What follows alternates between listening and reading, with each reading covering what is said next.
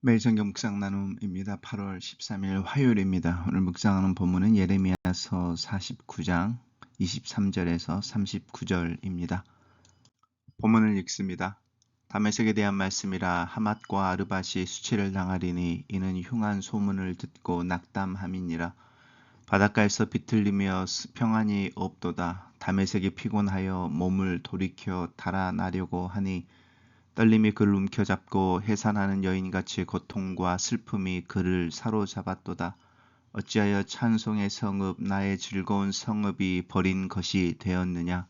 이는 만군의 여호와의 말씀이니라. 그런즉 그날에 그의 장정들은 그 거리에 엎드려지겠고 모든 군사는 멸절될 것이며 내가 다메섹의 성벽에 불을 지르리니 베나닷의 궁전이 불타리라.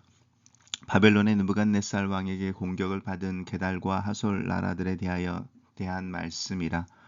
여호와께서 이와 같이 말씀하시되 너희는 일어나 게달로 올라가서 동방 자손들을 황폐하게 하라.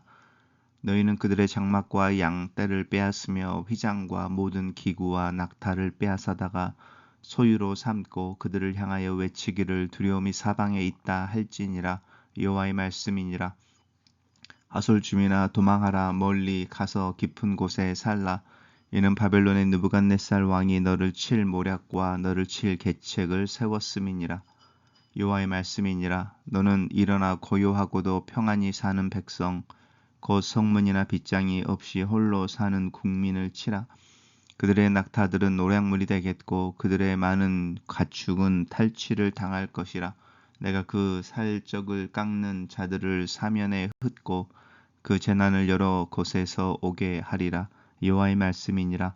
하솔은 큰 뱀의 거처가 되어 영원히 황폐하리니 거기에 사는 사람이나 그 가운데 머물러 사는 사람이 아무도 없게 되리라 하시니라. 유다 왕 시드기야가 즉위한 지 오래지 아니하여서 엘람에 대한 여호와의 말씀이 선지자 예레미야에게 임하여 이르시되 만군의 여호와가 이같이 말하노라. 보라, 내가 엘람의 힘에 으뜸 가는 활을 꺾을 것이요 하늘의 사방에서부터 사방 바람을 엘람에 오게 하여 그들을 사방으로 흩으리니 엘람에서 쫓겨난 자가 가지 않는 나라가 없으리라. 여호와의 말씀이니라. 내가 엘람으로 그의 원수 앞 그의 생명을 노리는 자 앞에서 놀라게 할 것이며 내가 재앙 곧 나의 진노를 그들 위에 내릴 것이며 내가 또 그 뒤로 칼을 보내어 그들을 멸망시키리라. 내가 나의 보좌를 엘람에 주고 왕과 고관들을 그곳에서 멸하리라. 여호와의 말씀이니라. 그러나 말일이 이르러 내가 엘람의 포로를 돌아가게 하리라.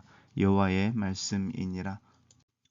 오늘의 말씀을 계속해서 우리가 이제 묵상하고 있는 부분으로 예레미야서의 이제 열방에 대한 하나님의 심판에 대한 그 예언의 말씀인데, 오늘은 다메섹, 게달, 하솔, 엘람에 대해서 하나님의 징계에 대한 말씀을 이제 담고 있습니다. 다메섹에 대한 말씀이다 이렇게 말하는데, 다메섹 하면은 이제 우리가 잘 알고 있는 아람이라고 하는 나라입니다. 수도이죠. 다메섹이 아람 족속들의 수도라고 생각하시면 됩니다. 하맛과 아르밧이 수치를 당할 것이다. 그리고 흉한 소문을 듣고 낙담할 것이다. 바닷가에서 비틀림이 없고 평안이 없도다. 이 다메섹은 이제 우리가 알고 있는 갈릴리에서 바로 갈릴리 호수에서 바로 북쪽으로 가는 곳이고, 이 다메섹이 이제 유명한 도시가 되는 것 중에 하나는 그 교통의 요충지이며, 또 오늘 보시면 찬송의 성읍, 즐거운 성읍 이렇게 이야기하고 있는데, 이제 다메섹이 얼마나 풍요롭고 또 즐거운 곳이었는가라고 이야기하는 부분입니다. 근데 그 아람이라고 하는 부분이 이제 또 그 다메섹이라고 하는 부분이 이제 성벽에 불살리니 베나닷이 우리가 알고 있는 아람 왕의 대표적인 사람이죠. 궁전이 불타고 이제 점령을 당하게 될 것이다 이렇게 이야기합니다.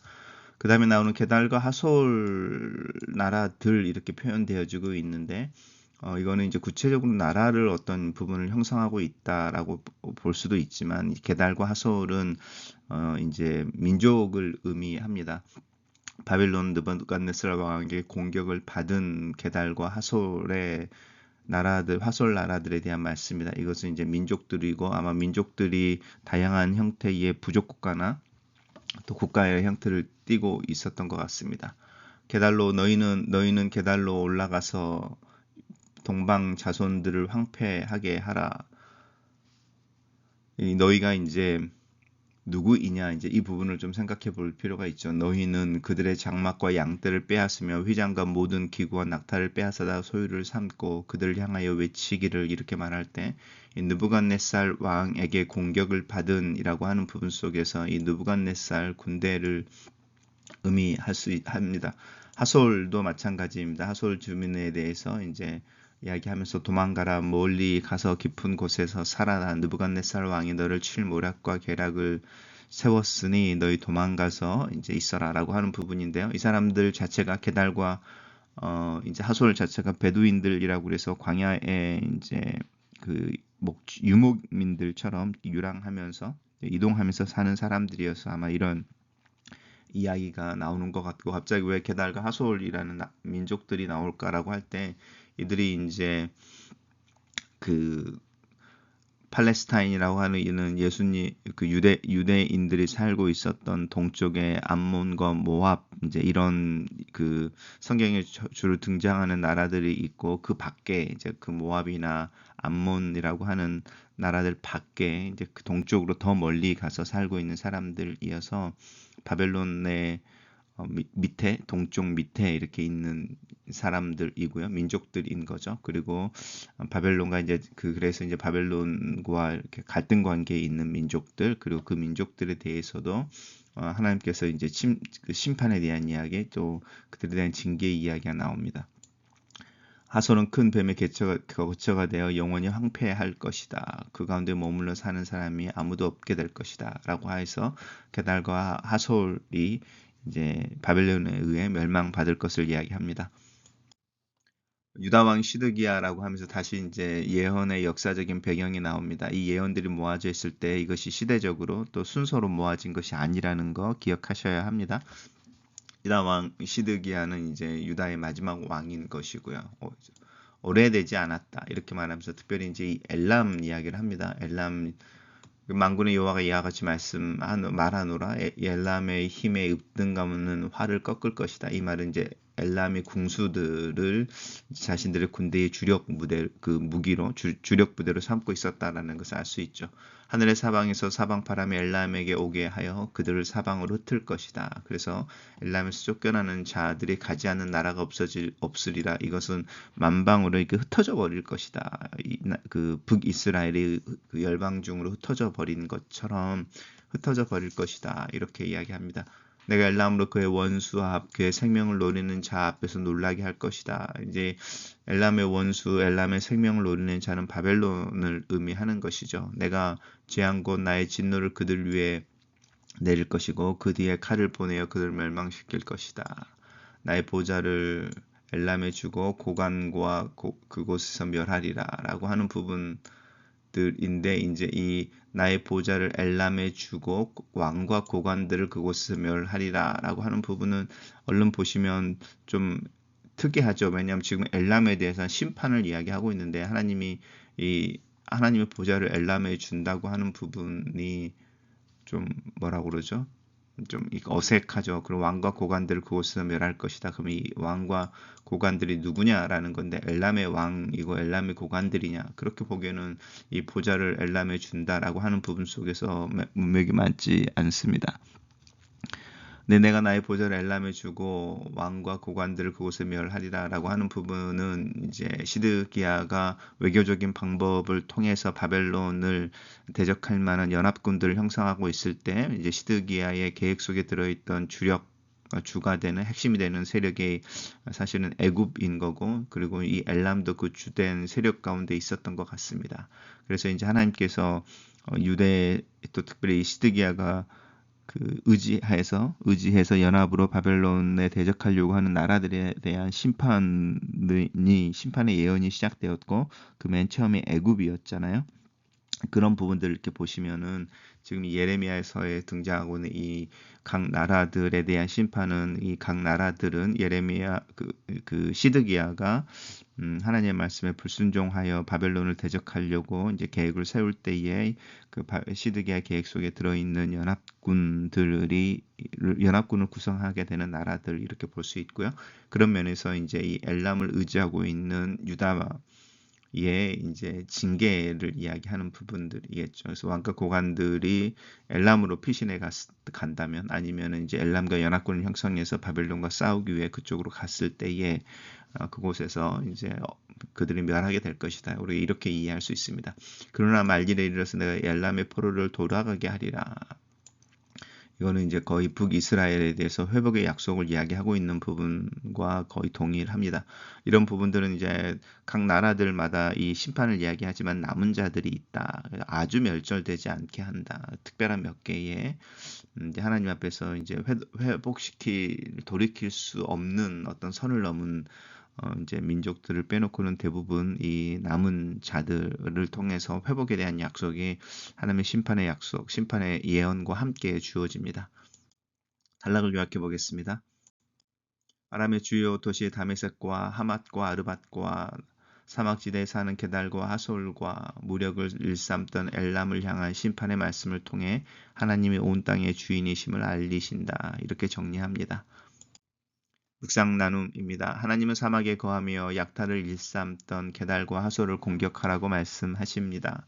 바벨론 왕 느부갓네살은 하나님의 칼이 되어 동서남북에서 게달과 하솔을 위협할 것입니다. 게달과 하솔은 피할 길 없는 심판의 자리에 서서 약탈의 아픔을 느끼고 멸망의 두려움을 경험할 것입니다.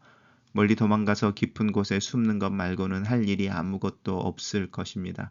전쟁의 시작과 마침, 심판과 회복, 가까운 나라에서부터 먼 나라에 이르기까지 하나님은 모든 것을 홀로 결정하시고 통치하십니다.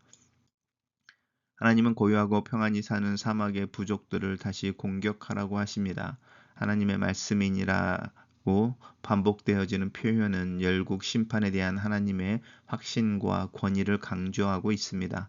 게달과 하솔은 성문이나 문빗장이 없이 홀로 살아도 안전한 지대였지만 하나님의 확고한 심판의 계획은 기존에 갖고 있던 인간의 판단을 뒤엎고 사방에서 두려움이 몰려오게 하실 것입니다.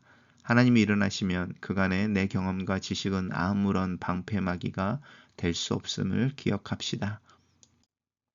엘람은 강력한 궁수로 유명하지만 하나님이 압도적인 힘으로 그들의 활을 꺾고 그들을 파멸하여 쫓아내실 겁니다. 강한 군대가 영구한 안전을 보장하지 않습니다. 오히려 그것은 멸망의 빌미가 될 수 있습니다. 강한 군대, 높은 경제 성장보다 중요한 것은 온 나라의 정의가 바로 서고 이웃과 더불어 사랑의 관계를 세우는 일입니다. 다메섹은 북이스라엘과 수많은 전쟁을 치른 아람의 수도입니다. 하맛과 아르밧은 다메섹 북쪽에 위치한 도시이기에 다메섹보다 먼저 슬픈 소식을 전해 들을 것입니다. 임박한 전쟁 소식은 다메섹을 고통과 절망의 도가니로 몰아넣을 것입니다. 한때 찬송의 성읍이자 즐거운 성읍으로 불리었던 다메섹은 절규의 도시가 되고 위용을 자랑하던 베나닷 궁은 불에 타 잿더미가 될 것입니다. 하나님의 시선과 통치에서 벗어나는 영역과 나라는 존재하지 않습니다. 오늘 하루도 모든 때에 모든 곳을 다스리시는 하나님을 모든 일에 인정하는 삶을 살아갑시다. 글로 쓰는 기도입니다. 살아계신 하나님, 역사의 주관자가 되시는 하나님 앞에 내 자신을 세웁니다. 내가 처한 상황과 환경 속에서 잠잠히 주님을 찾는 마음과 지혜를 구합니다. 주관자의 시선을 인식할 줄 알게 하시고 나에게 주어진 소명과 부르심을 따라 하루하루를 걷는 믿음을 갖기를 원합니다. 주님 앞에 서 있는 날이 있음을 기억함으로 오늘 겸손하고 의지하는 마음으로 주님을 기다리며 동행할 수 있도록 나를 도와주시옵소서. 예수님 이름으로 기도합니다. 아멘.